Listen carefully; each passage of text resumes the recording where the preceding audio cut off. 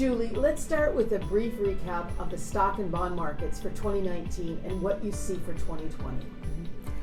2019 was a stellar year for both stock and bond market returns. The S&P 500 index total return was 31.5%, and the Barclays Aggregate Bond Index was up 8.7%. I believe 2020 could persist higher as equity valuations benefit from stable low interest rates. I see bond prices remaining relatively flat, with most of the return coming from the coupon payments. Of course, the 10-year Treasury is at about 1.55%. It's already lower by 30 basis points since the beginning of the year, in particular due to concerns about global growth given the coronavirus outbreak. That said, this is very much a liquidity-driven market that is proving to be persistent. I also see companies that have financial flexibility, a strategic competitive advantage, and technology sophistication capable of becoming more valuable relative to weaker competitors in 2020. I see everyone as potential beneficiaries of this economic disruption and resilience. What do you see as the primary economic themes for 2020? The first theme that I see is fiscal and monetary policy hesitation. The second theme I see is modest yet continued economic growth. And finally, the third theme I see is a widening gap between the haves and the have-nots of corporate America. So let's break this down. What causes policy hesitation? With rates so low, the Federal Reserve has limited flexibility. If a recession were in the offing, with the federal funds rate at 1.5 to 1.75%, there is limited downside flexibility. Should the Federal Reserve raise rates, we have already seen how it can slow a modestly growing economy. Fiscal policy is limited as well. $23 trillion in total public debt constrains U.S. government flexibility, as does the nearly $1 trillion annual deficit the U.S. is running.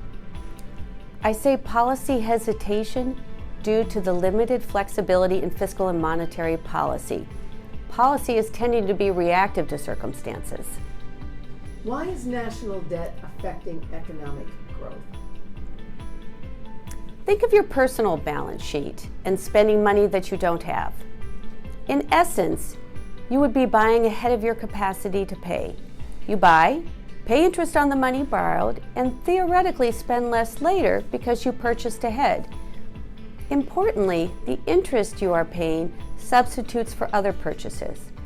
Interest does not add to economic growth directly. It's investment and consumption that add to growth. So growth has been pulled forward, and on the back end, whether by demand or financial capacity, growth slows. The same can be said for the U.S. government, only in this case, the government is not cutting its spending to pay back the debt. It is instead borrowing that much more. Studies on the history of sovereign debt show that at about 90% debt to GDP, interest costs tend to hinder potential growth. Total U.S. public debt has surpassed 90%.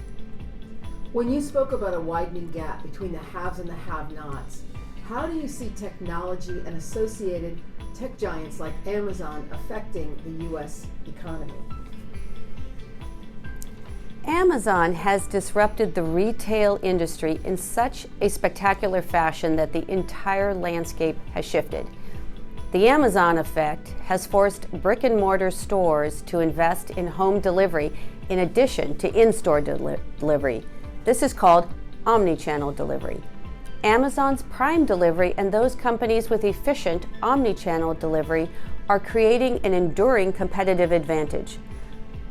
What Amazon has done to the retail industry, we see happening across many industries. The blending of humanity and technology, or humology, is taking hold in a way that will change the competitive corporate landscape completely. It is not only the technology to operate more efficiently and provide consumer choice, but also the data that is collected for future use that is creating an enduring gap. You've talked about everyone and every class as potential beneficiaries of economic disruption and resilience. Only companies without financial capacity and vision, or individuals not connected to technology, become losers. What national or international events could change your opinion? Technology innovation, while disruptive, can, in the end, enable overwhelmingly positive outcomes, and very broadly. One classic example is the cell phone. That has enabled emerging economies to leapfrog expensive infrastructure that was required for landline phones. Technology can enable solutions to problems such as global warming through, for example, finding ways to reduce carbon dioxide output and to invent new modes of transportation. It does also require leadership that is ethical and acts with integrity. Leadership matters in decision making and has a broad impact on the American public and the world. So yes, corporate actions as well as sovereign actions could lead me to change my opinion. Geopolitical events and destructive choices can change our increasingly fragile world. Take, for example, the current coronavirus outbreak that is now a world emergency. Could it lead to a recession? Yes, but not likely. It is more likely to be highly disruptive to commerce, consumption, and the supply chain, and tragic in terms of lost lives, and ultimately transitory to economic growth. China currently accounts for about 10% of global gross domestic product. A 2% full reduction in China's estimated 2020 6% growth rate would reduce estimated global growth from about 3.3% to the range of 3 to 3.1%. The risk really lies in the unintended consequences of the disruption, and thus leadership matters. Thank you, Julie. What closing thoughts do you have for us? In summary, I would say there are many U.S. companies and global companies that are solving some really important economic problems that we have around the world today.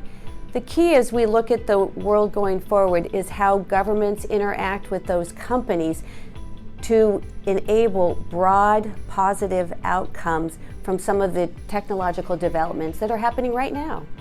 Thank you so much. My pleasure.